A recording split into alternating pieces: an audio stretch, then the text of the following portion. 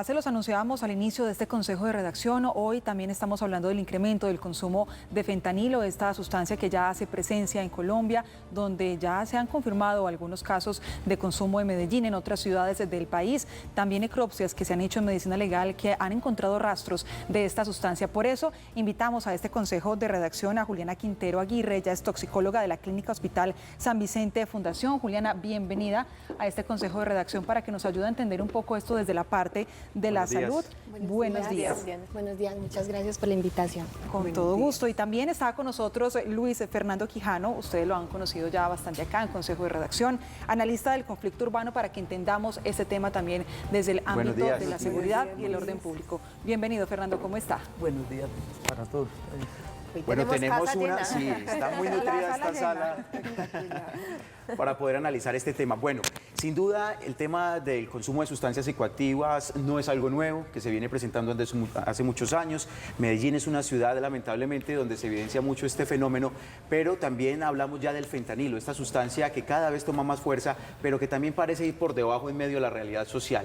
Pareciera que muchas personas desconocen esta realidad y el impacto que tiene especialmente sobre nuestros jóvenes. Ya lo hemos hablado. Por eso vamos hoy a analizar este tema desde dos esferas muy importantes. Desde el punto de vista de seguridad, quién está detrás de estas organizaciones, qué es lo que está pasando, y también desde el punto de vista de la salud, qué impacto tiene sobre las personas, cómo saber en qué momento incluso podemos ser víctimas de una sustancia como estas. Empecemos entonces inicialmente por el punto de salud. ¿Qué es lo que han logrado ustedes evidenciar?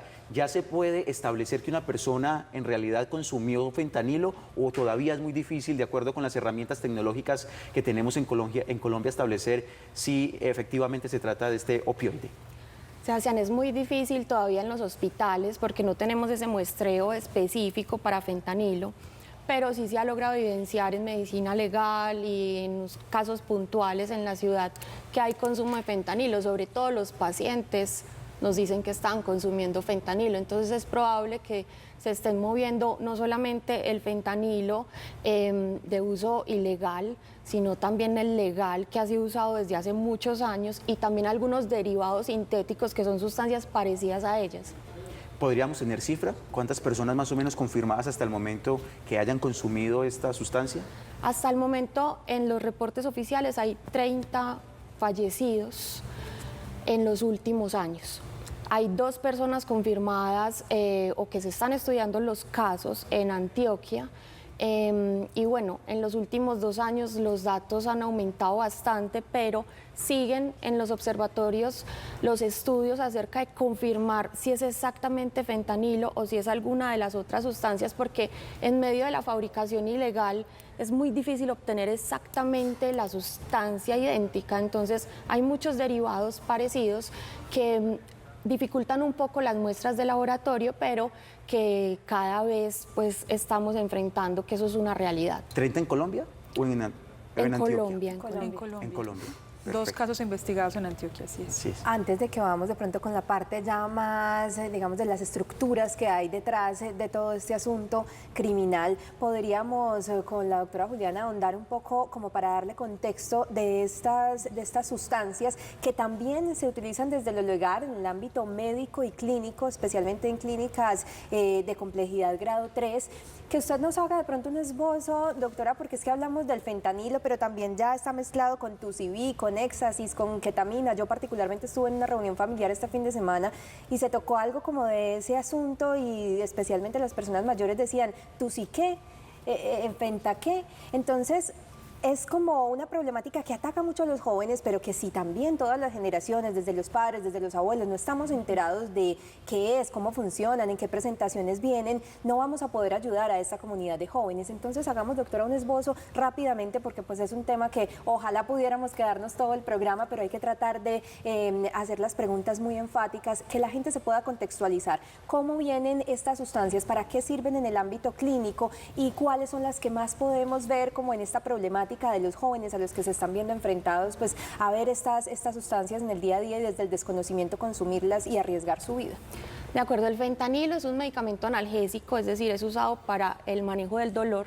Es un medicamento que es muy potente y es, como yo lo llamo, un primo hermano de la morfina, pero también de la heroína. Hay otros medicamentos que hacen parte de la misma familia, que es de los opioides y los opiáceos, que son mucho más comunes, como el tramadol, la codeína, que también son usados y son un problema en Colombia muy grande. Entonces, este es uno de ellos, probablemente 50, 100 veces más potente que la morfina y que la heroína, y que es usado, como usted lo decía, en el ámbito hospitalario, para sedación en pacientes en UCI, para manejo de dolores muy intensos o para manejo de algunos procedimientos quirúrgicos. Por otro lado está el TUCB o Nexus, como se conoce en el mundo, es una sustancia que casi no está presente en Colombia. Acá lo que decimos es el TUSI, que realmente no es una sustancia, sino una mezcla de sustancias que en su mayoría tiene algún tipo de anfetamina y tiene ketamina. Hay muchos mitos o probablemente ya realidades acerca de la mezcla del TUSIB con algunas otras sustancias.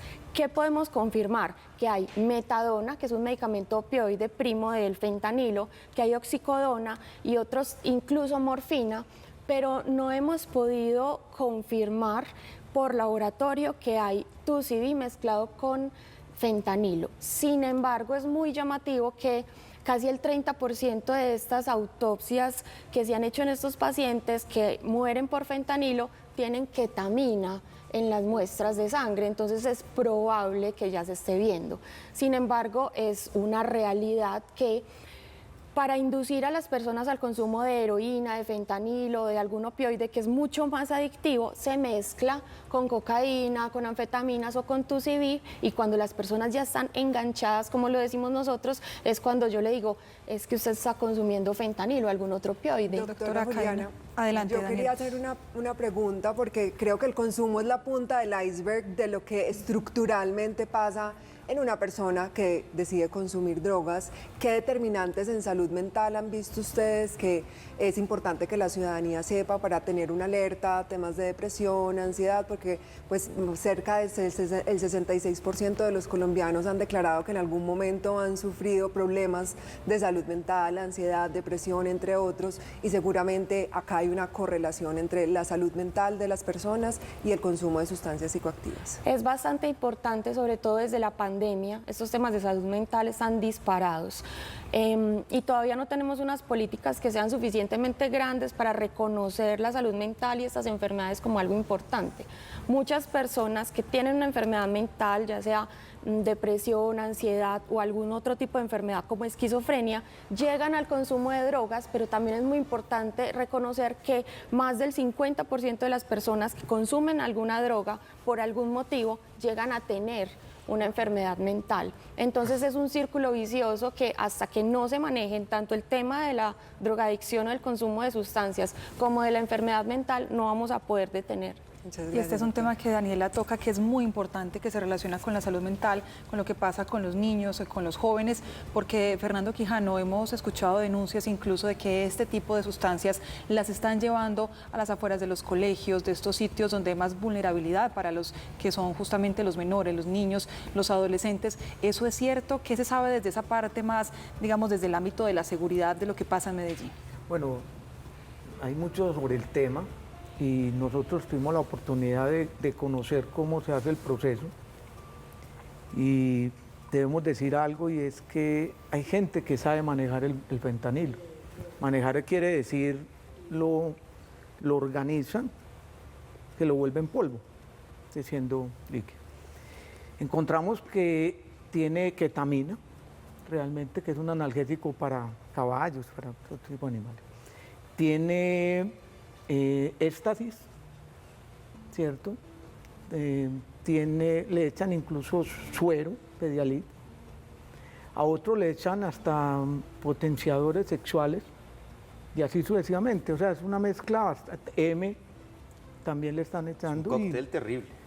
Es un cóctel tremendo, pero encontramos, para ir ubicando las cosas, que no es solamente TUSI con fentanilo, sino que también están haciendo TUSI con heroína y también TUSI con morfina, ¿cierto? Y hay un TUSI que lo llaman el TUSI alegre, que es el que no lleva a la depresión, pero es el que menos consume mucha gente, porque el otro lo sube y de un momento a otro lo baja, ¿cierto?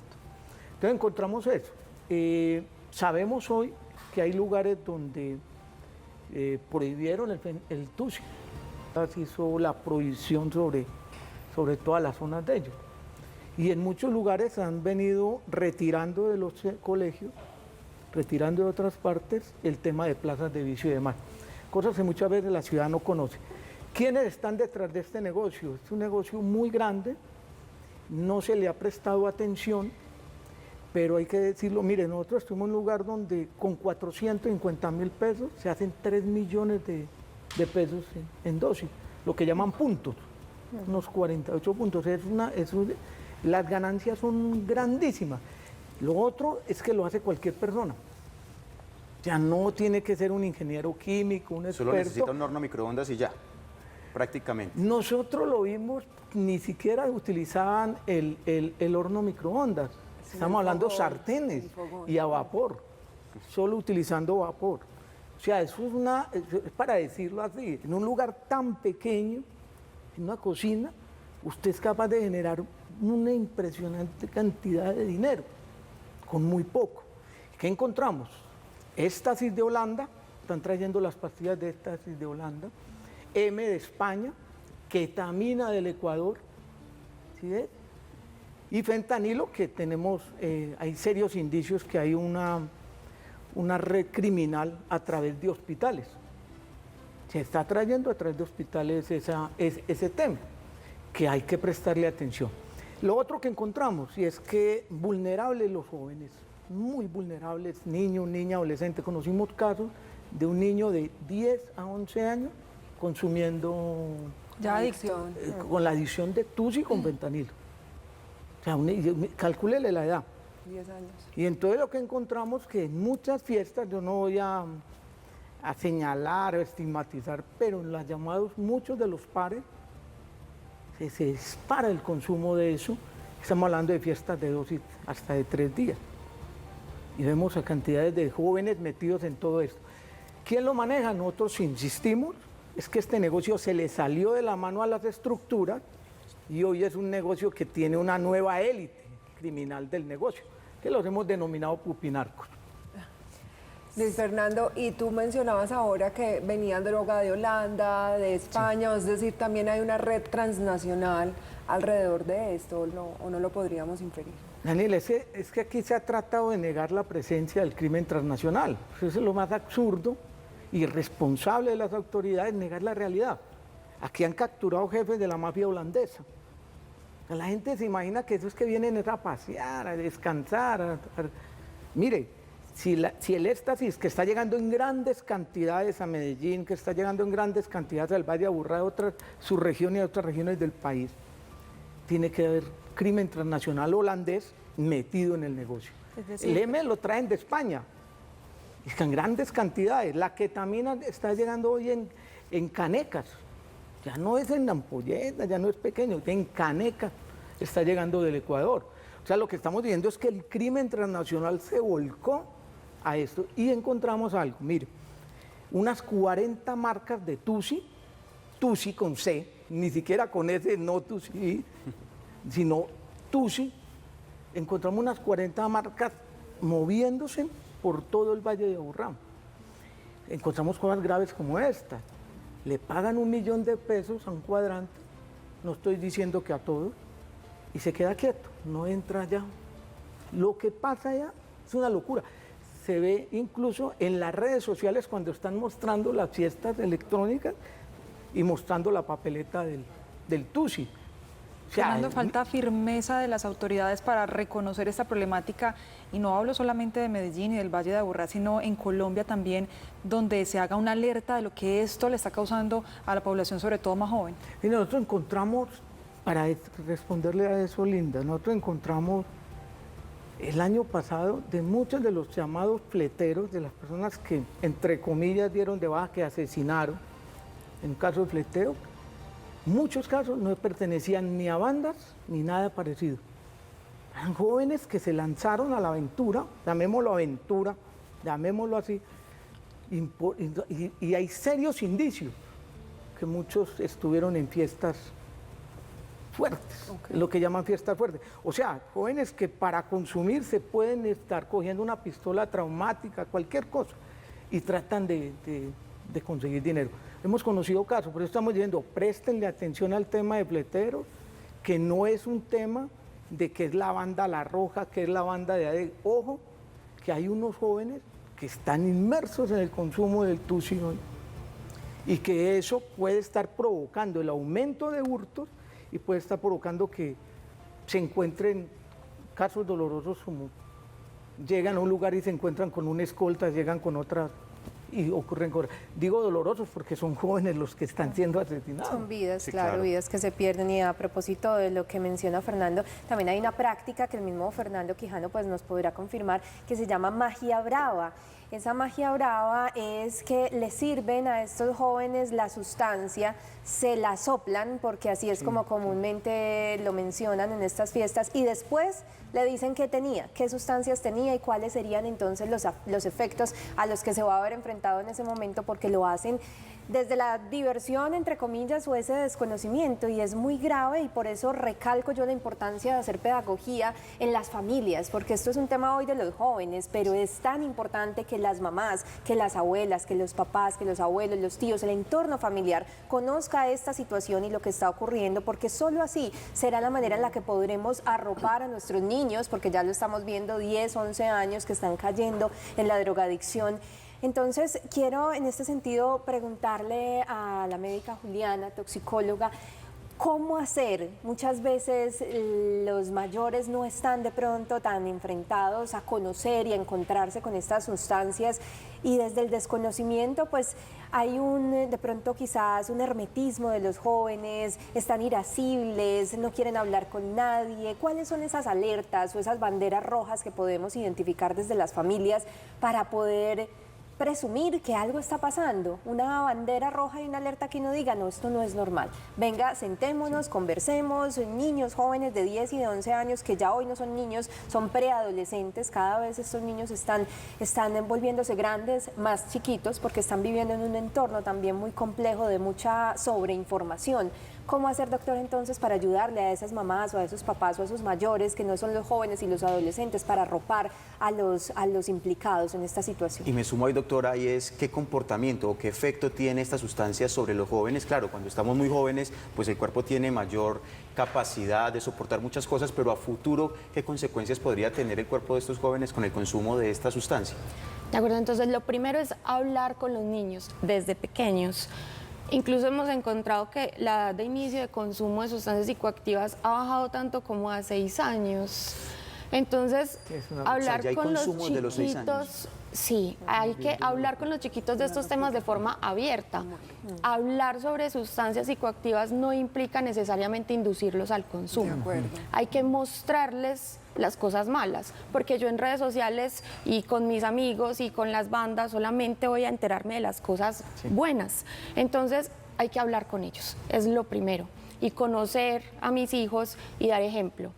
Porque si yo soy una familia que desde el bautizo hasta el funeral tiene consumo de sustancias, mínimamente el alcohol, entonces voy a tener muy poquita autoridad para decirle a mi hijo que no consuma lo que está de moda entre los jóvenes. Entonces, hay que abrir el ojo desde que están muy chiquitos, porque en los colegios y entre los amigos, y evidenciar ese tipo de circunstancias, como empiezan a perder como la necesidad de hacer deporte, les va mal en el colegio, están más irritables, ya no necesariamente como nos tocaba a nosotros, es que huélame y míreme los ojos porque está rojo, porque está oliendo a cigarrillos, ya eso no pasa, pero encontrar parafernalia, que es lo que decimos nosotros, pipas, vapeadores, sustancias, bolsitas, cambios en la piel, coloración rosada en los dedos, en la boca, en las manos, cambios entre los amigos, horas diferentes de salir. Cuando mi hijo cambia la rutina y se ve inmerso en actividades que tal vez yo sospeche, porque en esta ciudad y en el departamento es una realidad que el consumo de sustancias cada vez está más normalizado, cuando no debería ser así. Los cambios comportamentales realmente son muy grandes porque si bien los jóvenes aguantan mucho, entonces aguantan una intoxicación y probablemente salen adelante después de estar en una UCI, pues es que el cerebro humano no se termina de formar sino hasta los 24 años. Entonces estos chicos que empiezan a consumir incluso desde los 6 años no tienen formadas partes del cerebro que los vayan a llevar a la inteligencia, al juicio, al raciocinio, a asumir operaciones complejas, entonces voy a llegar a ser menos inteligente de lo que iba a ser, voy a tener menos capacidad para enfrentar una universidad o para enfrentar un trabajo, para asumir la frustración y una cantidad de cualidades que no logramos sino hasta los 24 años. Entonces, si le estamos dando golpes y palazos, como decimos nosotros, a un cerebro que está muy chiquitico, vamos a tener unas consecuencias que son nefastas para las siguientes generaciones. Doctora Juliana, yo quería hacerte una pregunta con respecto a la sospecha, ¿cierto? De sospechar como padres. ¿Qué herramientas puede tener un papá? ¿A dónde se puede dirigir? ¿A un centro de salud? ¿Buscar un psicólogo, un psiquiatra? Porque muchas veces de pronto los papás sí empiezan a identificar todos esos comportamientos, pero no saben qué hacer con sus hijos. Claro. Buscar cualquier recurso en los colegios, los psicólogos están muy atentos a esto, incluso en las universidades también están muy atentos. Estamos los toxicólogos, yo atiendo consultas no solamente del paciente que incluso ya está en situación de indigencia, sino de la mamá que trae a su hijo preocupada, que cree que todavía no consume, pero que quiere información. Entonces, no hay que llegar al sistema de salud cuando ya tenemos una complicación muy grande, sino también para información. Busquen información, hay páginas en internet que tienen información real, hay organizaciones que incluso hacen pues, cosas que nosotros todavía en esta sociedad no vemos tan bien vistas, pero son reducción de daño y es bueno. Si usted decidió que va a consumir, testee o pruebe la sustancia. Entonces hay tiras hasta de fentanilo como para que usted vea, vaya, por lo menos pruebe que esto no tenga fentanilo. Entonces, desde lo más mínimo que es la información a los chiquitos hasta lo más drástico que diríamos nosotros y es entregar jeringas nuevas y limpias, testee las drogas, busquen. Ahora, como se busca comprar fácilmente una sustancia, también se puede buscar información real.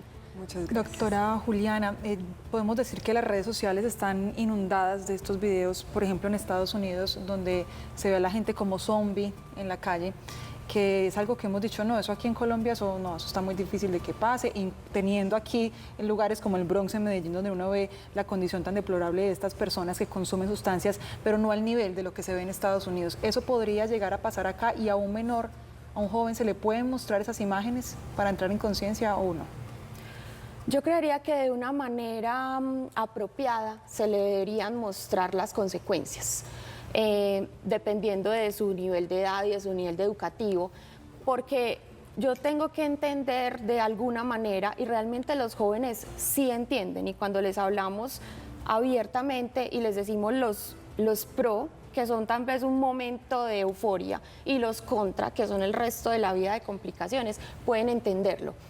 No estamos en esa realidad, esperamos no estar en esa realidad, pero es un hecho que la información y las sustancias viajan de una manera mucho más rápida que antes. Entonces no nos podemos negar a las situaciones en que ya no solamente son ampollas de fentanilo que son desviadas, sino que también es probable que lleguen las estructuras que tienen el fentanilo que está hecho en una cocina, y que si bien Estados Unidos lleva mucho tiempo consumiendo opioides, entonces estas personas están buscando sustancias más potentes como el fentanilo. Nosotros tenemos grandes problemas, por ejemplo, de uso de tramadol, de uso de alguna otra sustancia que puede llevar a que las personas también busquen drogas más potentes como son el fentanilo. Doctora, a propósito de ese tema, quisiera preguntarle a Fernando qué tan difícil es controlar la distribución del fentanilo.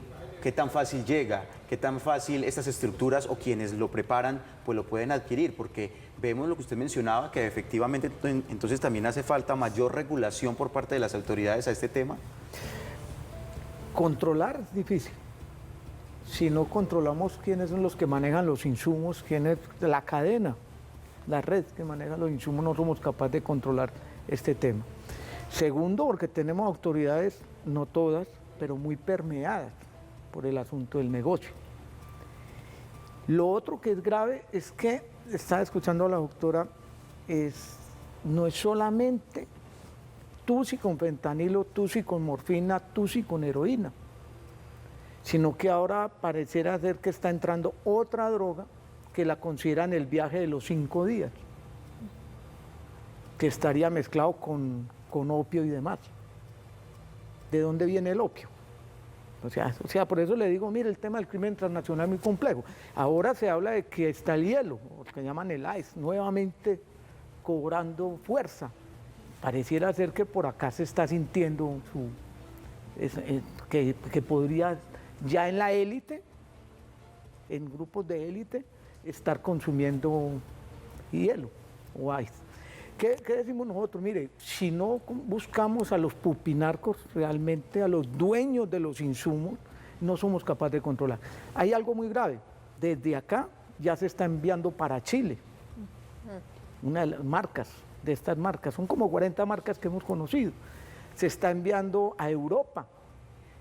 Se está enviando a México, que México es un lugar élite de drogas sintéticas, pero ojo, que allá no saben cómo se maneja el tema de lo que llaman las aguas, ketamina y otras cosas, cómo se pueden mezclar con tusi.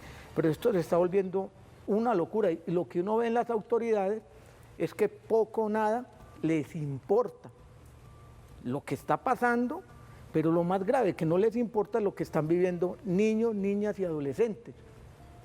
Y yo sí creo que estamos en una crisis y no sabemos cuánta gente, cuántos jóvenes, cuántos niños, niñas están permeados por el consumo.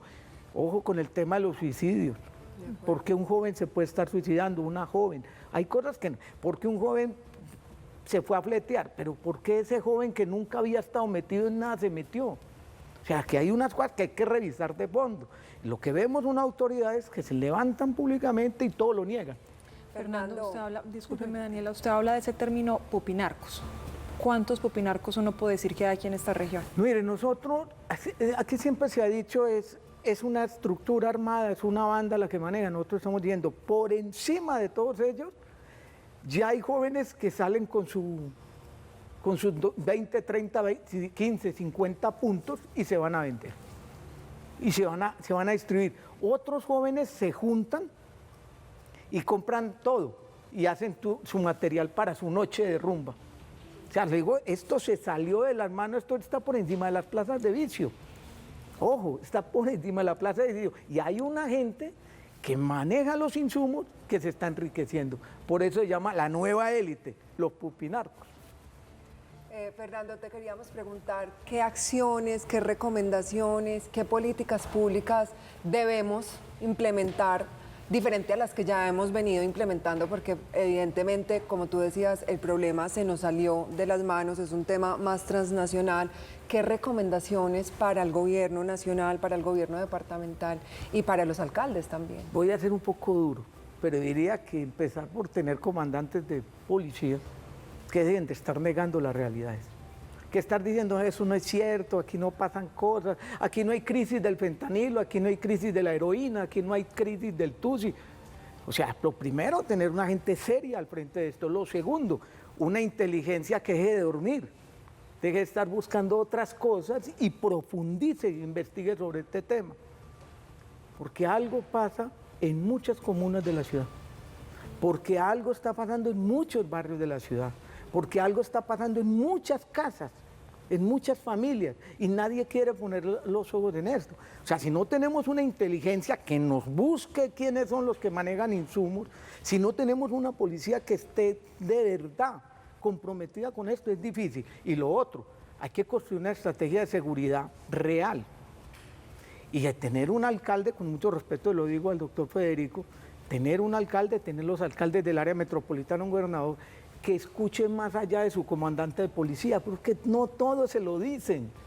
Vea usted mismo, sienta, palpe, mire las redes, mire lo que se está moviendo. ¿Qué significa un pare? ¿Qué significa que cientos de jóvenes se sientan en una rumba? No estoy estigmatizando, pero ni siquiera nos atrevemos a mirar hacia allá cuando están en la rumba muchos de los jóvenes. O sea, ¿quién puede estar induciéndolos? ¿Quién los puede estar metiendo en ese tema?